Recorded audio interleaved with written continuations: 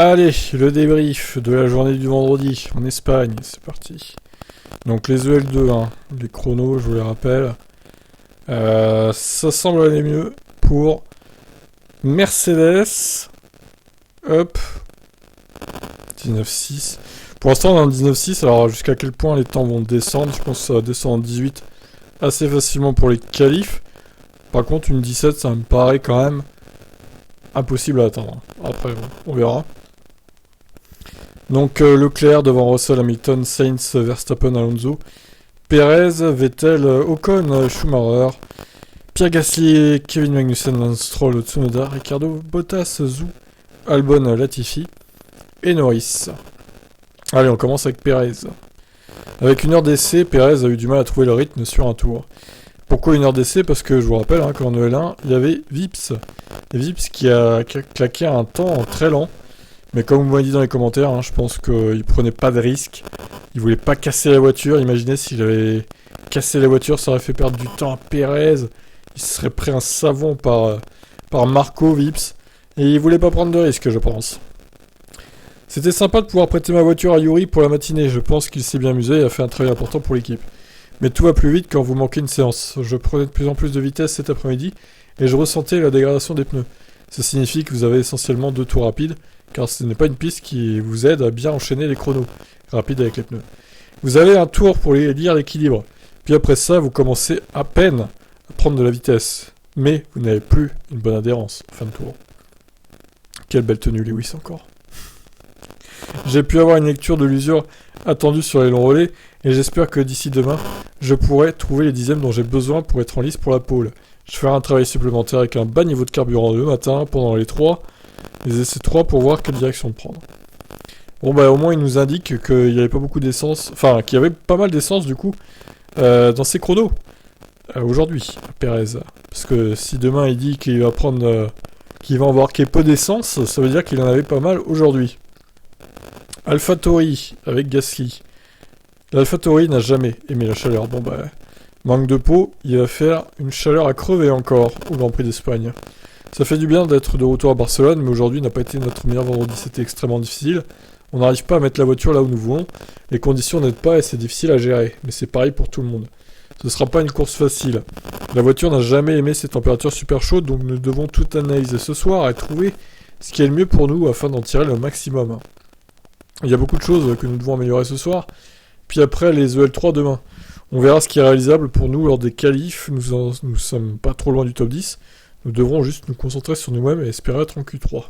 Alors Tsunoda, il a beaucoup moins parlé pour le coup. Je suis pas très satisfait de la voiture pour le moment. Nous avons beaucoup de travail à faire pour demain, si nous voulons viser la Q3 en qualif. Mais je pense que c'est encore possible. Nous avons encore une autre séance pour apporter des changements à la voiture et extraire le maximum de ce package. Actuellement, le week-end s'est déroulé sans problème, donc j'espère que ça va continuer et que nous pourrons chercher les points dimanche.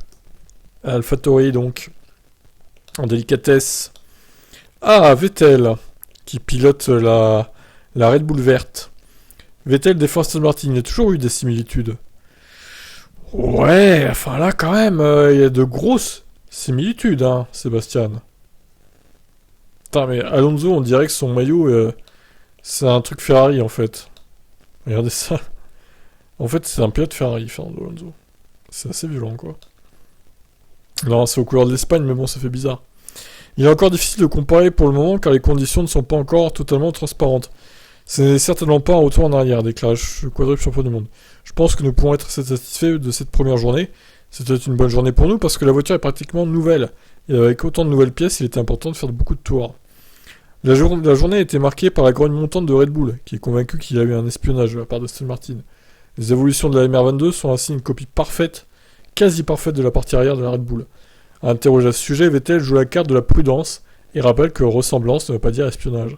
Il y a toujours eu des similitudes entre les voitures dès le début, la possibilité de passer à un concept différent est restée ouverte. Pour Stroll, ouais, il s'étend pas trop sur le sujet. Alors, Vettel aussi, on dit inspecteur Seb parce qu'il regarde tout le temps les voitures des adversaires, mais ça se trouve, il y est pour beaucoup dans ces copies-là. Ça se trouve, il a une très bonne mémoire photographique et il a réussi à dire aux ingés en détail ce qu'il a vu de près, parce que bon, il y a bien des photos, hein, je vous l'accorde. Sauf que les appareils photos, bon, ils peuvent pas aller s'approcher trop près non plus de la voiture. Donc est-ce que Vettel, c'est pas lui l'espion au final, hein Sous ses airs de saint, là. Oh là là. Vettel, coupable.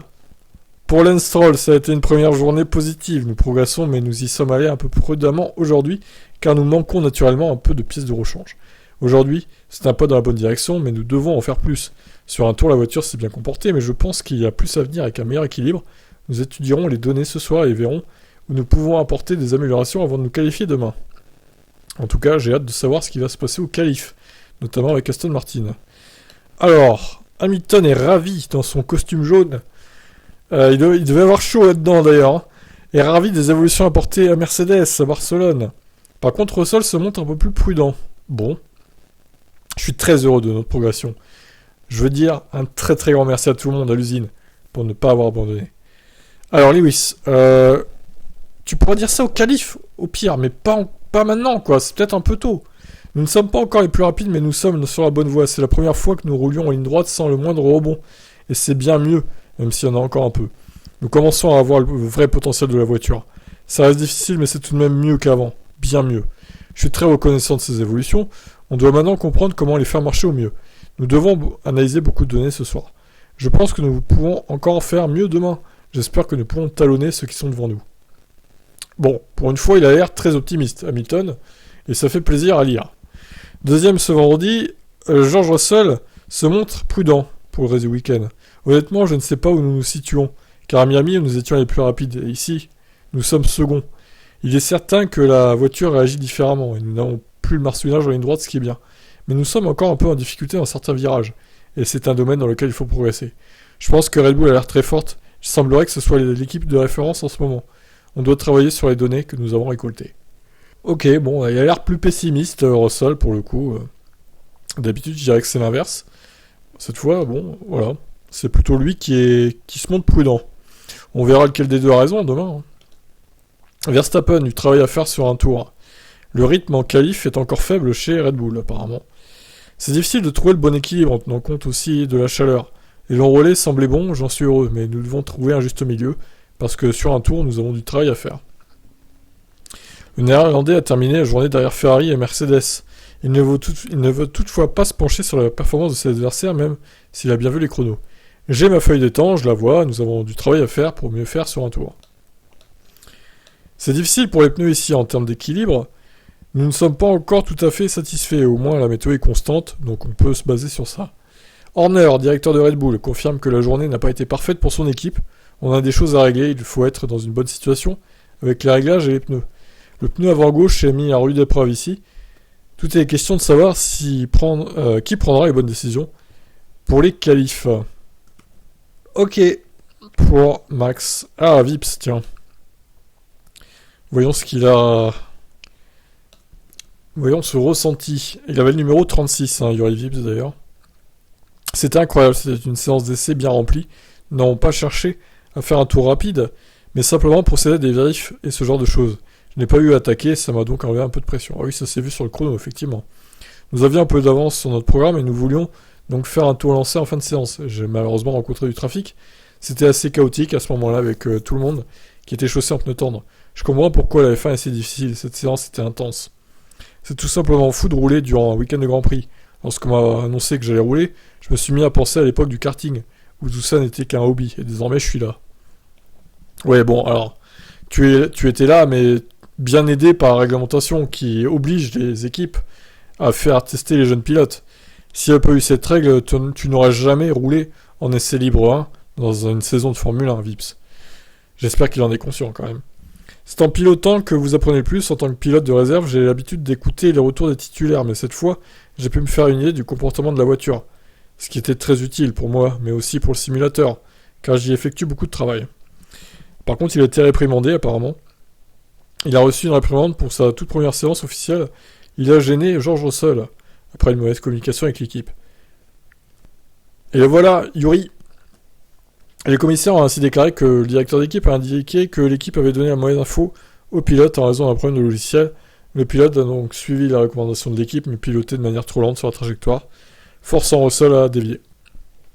Oh, ça va, c'est pas un drame, il n'y a pas eu d'accident. C'est déjà ça. Allez, on va enchaîner avec McLaren. Norris et Ricciardo sont optimistes pour la suite du week-end de chez McLaren. Alors pourtant, ça s'est pas trop vu sur les chronos, hein. Et puis Norris a eu un problème en EL2. Ce fut une journée compliquée pour moi et du positif à retenir grâce aux Evo que nous avons apportés. Certaines fonctionnent très bien et je pense que l'équipe est satisfaite des progrès. J'ai commis une erreur en essai libre 2, ce qui m'a malheureusement coûté le reste de la séance en raison des dégâts sur le plancher. C'est donc pas parfait. Mais je reste optimiste pour demain, car la voiture semble marcher décemment. Son équipier Ricciardo n'a lui pas non plus affolé le chronomètre ce vendredi. Il s'attend à être en première partie de peloton durant le reste du week-end. La journée était bien remplie, nous avons travaillé sur différents réglages durant les séances. Nous ne sommes clairement pas là où nous voudrions être sur la feuille des temps, mais nous avons beaucoup à faire ce soir. Je pense que nous parviendrons à trouver les bons réglages pour être dans le top 10 demain. Dans les médias, il reste encore beaucoup à faire, je ne sais pas trop quoi penser des temps d'aujourd'hui. C'est intéressant de voir ce que faisaient les autres équipes, mais nous restons concentrés sur ce que nous avons à faire, et je suis certain que tout le monde était en train d'explorer des nouvelles choses sur sa voiture. Ouais, bon, en gros, McLaren avec de l'essence. Ouais. Ah, Daniel, c'est ça. Ah, fais pas la moue, Daniel. La photo, elle était magnifique, là, quand même. Hein. Bon, on peut lire Andrea Stella, éventuellement. Vendredi, très chargé avec de nombreux tests effectués en Espagne. Nous avons présenté notre nouveau package aéro, et nous devions l'évaluer. Nous avions aussi également du travail à faire pour comprendre les pneus dans les conditions chaudes qui sont très différentes de celles que nous avons eues jusqu'ici pendant les essais hivernaux. Forcément, c'était en février. Les séances de Daniel ont été assez propres et nous avons recueilli beaucoup d'infos à partir de celles-ci. Nous avons eu quelques problèmes sur la voiture de Lando. Nous avons dû arrêter son programme plus tôt après avoir constaté des dommages en cours de route. Mais nous pouvons réparer ça d'ici demain. Il y a beaucoup d'analyses à faire ce soir, mais j'espère que nous serons en bonne forme pour les qualifs de la course. Et la course. Ok. Ouais, je sais pas, McLaren, je les sens un peu fébriles hein, quand même. Pour le moment. Après, ils vont peut-être se rattraper en qualif. Mais ça sera au détriment d'autres équipes, du coup. Peut-être Aston Martin. Alors, As. Après une journée productive, As vise la Q3 en Espagne. C'était positif, comme j'ai dit ce matin en conférence, je pense qu'il y a encore beaucoup de potentiel dans notre voiture en ce moment. Les améliorations et les autres équipes doivent fonctionner. Les améliorations des autres équipes doivent fonctionner en premier lieu pour pouvoir progresser. Et ce n'est pas toujours le cas. Je sens que c'est plutôt positif. Je me sens à l'aise avec la voiture. J'ai encore quelques idées pour progresser avec mes réglages. Je suis prêt pour les qualifs et la course. On est bien placé pour demain déjà. Alors, As qui a dit qu'ils amèneraient pas d'Evo avant le Grand Prix de France, hein, quand même. Hein. C'est en fin juillet, quoi. Magnussen n'avait pas roulé en Espagne cet hiver, mais il pense pouvoir progresser avant les qualifs. Il espère atteindre le top 10. C'était pas trop inhabituel. Je pense que notre rythme semblait correct, à la fois avec peu et beaucoup de carburant. On va voir si nous pourrons trouver un peu de temps autour. Il y a toujours des choses que vous pouvez faire mieux en termes de réglage, et certainement nous essaierons de trouver des choses pour entrer en Q3 demain. Steiner, à part le pépin en début des EL1 sur la voiture de Kevin, c'était une bonne journée. Nous avons utilisé des EL1 pour faire des tests aéros sur la voiture de Mick et des tests de réglage sur les deux. Puis nous étions prêts pour les EL2. Ça s'est plutôt bien passé. J'espère que nous pourrons faire un autre petit pas en avant demain et on attendra avec impatience les Q3. La qualif et pour faire Q3 donc. Très bien. Allez, on enchaîne avec Alpine. Ils sont dans le top 10 avec leur nouvel aileron arrière. Alors on commence avec Fernando. C'était un bon vendredi de notre côté après les essais hivernaux effectués en février. Nous avions des tests à faire tant la voiture a changé entre temps. Nous avons essayé d'évaluer certaines choses et de faire notre travail classique d'analyse des pneus. On a récolté des données utiles, mais il est clair que nous devons encore améliorer la monoplace d'ici demain. L'équilibre n'est pas parfait, il y a donc plus de travail à faire ce soir pour être préparé au mieux pour les qualifs. J'ai aimé voir les tribunes remplies, j'espère que nous pourrons offrir un beau spectacle demain. Esteban Ocon, c'est super d'être de retour à Barcelone, c'est agréable de sentir à quel point la voiture est différente. Depuis le premier tour ici et en essai hivernaux, elle a définitivement évolué dans la bonne direction. Et ça se ressent dans le pilotage, je ressens une différence significative. Aujourd'hui, nous semblons en mesure de prétendre au top 10, ce qui est toujours positif le vendredi. Il y a néanmoins du travail à faire après les 2 séances du jour, nous savons où nous devons nous concentrer pour être bien placés samedi. Dans l'ensemble, c'était une journée solide de collecte de données et nous devons désormais redoubler d'efforts ce soir pour nous assurer d'être à notre meilleur niveau demain en qualif. Allez, on reprend avec Ferrari, Leclerc, meilleur temps des 2 séances, il veut progresser en rythme de course. Sainz se méfie de la chaleur et de la dégradation des pneus à Barcelone. Voyons, alors on commence par qui? Par Leclerc du coup. Notre rythme semble pas mal en vue des qualifs, mais nous avons encore beaucoup de travail à faire, en particulier au niveau du rythme de course et de la gestion des pneus. Nous étions plus à l'aise avec le pneu tendre qu'avec le médium durant nos relais. Ah oui, ça c'est étonnant. D'habitude c'est l'inverse, ils sont plus à l'aise avec les pneus les plus durs. Nous analyserons nos données ce soir, afin de voir ce que nous pouvons faire pour progresser sur ce circuit, car les conditions sont très différentes de celles que nous avions rencontrées durant les essais hivernaux. Alors, son équipier Sainz, qui avait signé le deuxième temps dans la matinée, était un peu plus en retrait cet après-midi, mais il reste confiant. C'était un peu plus compliqué cet après-midi après une matinée positive, car nous avions quelques difficultés avec les pneus et l'équipe de la voiture, après avoir procédé à quelques changements. On doit analyser tout ça et faire les bons ajustements pour demain, mais nous avons beaucoup de données. Je suis certain que nous parviendrons à trouver les bons réglages. Il semblerait que la chaleur soit le principal facteur entraînant la dégradation des pneus, et ça pourrait être crucial en course. On gardera donc un œil là-dessus. Je suis très impressionné par le nombre de fans que j'ai vus dans les tribunes aujourd'hui. C'est fantastique de recevoir un tel soutien et ça me donne une énorme motivation. Ok. Voilà donc ce qu'on pouvait retenir de cette journée du vendredi. Bon, il manque Alfa Romeo et Williams. Je ferai ça demain au pire. Donc voilà. Écoutez, j'ai hâte de voir ce qui va se passer. Demain, en qualif notamment. Est-ce que Mercedes est vraiment de retour ou est-ce que ils ont un petit peu montré leur carte dès aujourd'hui alors que les autres en ont sous le pied? Mystère, qu'est-ce que ça va donner aussi les perfs d'Aston Martin? La Red Bull verte, est-ce qu'ils vont vraiment être en Q3 les deux voitures? Ou est-ce que finalement ils vont être autour de la 13e, 14e place comme d'hab en fait? À voir. Beaucoup de questions en suspens pour demain évidemment.